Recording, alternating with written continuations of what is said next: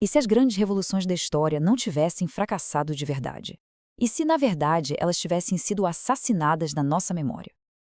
Essa é a ideia provocadora do filósofo Alain Badiou. E, nesta análise, a gente vai mergulhar em como ele nos convida a repensar tudo o que achamos que sabemos sobre o século XX. Badiou já começa com essa citação, que é muito poderosa. A ideia aqui não é só que a gente esquece o passado, sabe? É um processo ativo, uma calúnia habilidosa, como ele diz. É pegar a esperança de uma revolução e transformar numa historinha de terror, um conto para deixar todo mundo com medo de tentar de novo.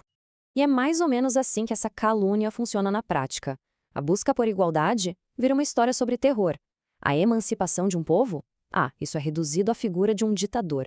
E a possibilidade de um mundo novo? Esquece. Vira só mais um fracasso sangrento na longa lista da história.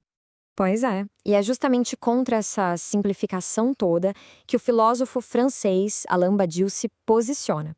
Ele nos lança um desafio, sabe? Uma pergunta que vai totalmente na contramão do que a gente costuma ouvir por aí. A questão central do Badiou é basicamente essa. Será que dá pra gente separar a ideia original, a fagulha poderosa de uma revolução, do seu resultado, que muitas vezes foi autoritário? Ou estamos condenados a sempre, sabe como é, jogar o bebê fora junto com a água do banho? Quer dizer, descartar a busca por igualdade só por causa dos erros cometidos em nome dela? E para tentar responder essa pergunta, o Badiou nos leva numa viagem bem inesperada, para muito, muito longe no tempo. Ele vai argumentar que a raiz do problema não está no século XX. Para ele, está em algo que aconteceu há milhares de anos e que molda a nossa política até hoje. Ele aponta lá para a Revolução Neolítica, aquele momento em que a humanidade inventou a agricultura, o Estado, a escrita. Para o Badiou, isso não foi só um avanço. Foi ali que, digamos assim, o software básico da nossa sociedade foi instalado.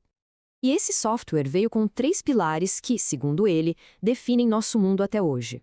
Primeiro, a propriedade privada e a família, que criaram a ideia de riqueza herdada. Segundo, o Estado autoritário, com seus exércitos e suas classes dominantes. E, por fim, a consequência inevitável disso tudo, uma desigualdade social gigantesca, a divisão entre quem tem e quem não tem. E aqui vem a conclusão mais chocante do Badiou. Para ele, apesar dos nossos arranha-céus, dos nossos smartphones, politicamente, a gente ainda vive na Idade da Pedra. A nossa organização social, na sua essência, não mudou desde aquela época. E a prova disso, ele diz, está em toda parte. Pensa só nesse dado, por exemplo. Algumas centenas de bilionários têm a mesma riqueza que 3 bilhões de pessoas. É metade da população do mundo.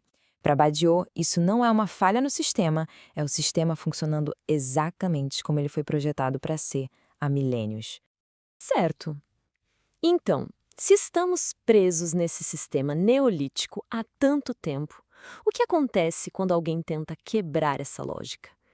É isso que nos leva à releitura que Badiou faz de um dos eventos mais sísmicos da história, a Revolução Russa de 1917. Badiou nos lembra que 1917 não foi uma coisa só. Primeiro, teve uma revolução mais comportada em fevereiro, que só trocou um governante por outro, mas dentro da mesma lógica. Só que depois, em outubro, veio algo totalmente diferente, uma tentativa de virar a mesa, de subverter a própria lógica social neolítica. E aqui está o ponto-chave para Badiou. O que importa não é se a revolução deu certo no final das contas. O que importa é que, por um breve momento, ela abriu uma fresta na realidade. Ela mostrou que um mundo sem aqueles pilares neolíticos, propriedade, Estado, desigualdade, era de fato possível. Provou que a possibilidade existia. E esse pequeno detalhe humano é incrível, né? Ele captura bem esse sentimento de quebrar uma maldição histórica. A crença de que aquele ciclo de revoluções que sempre fracassavam, que morriam em poucas semanas, podia finalmente ser superado. E aqui está a grande sacada intelectual que Badiou aponta. Ele argumenta que Lenin mudou o próprio significado de política. Deixou de ser só sobre gerenciar o Estado como ele é, e passou a ser uma luta fundamental sobre como a sociedade deveria ser, sobre seus objetivos mais básicos. Ok, mas isso tudo nos leva à pergunta mais difícil e controversa de todas. Se a revolução acabou em desastre, como podemos ser fiéis à sua ideia original sem repetir seus piores erros? Muitos críticos acusam Badiou de, no fundo, defender o totalitarismo com essa linha de pensamento. Mas ele oferece uma resposta através de um conceito-chave: fidelidade. E a fidelidade, para ele, não é bem o que parece.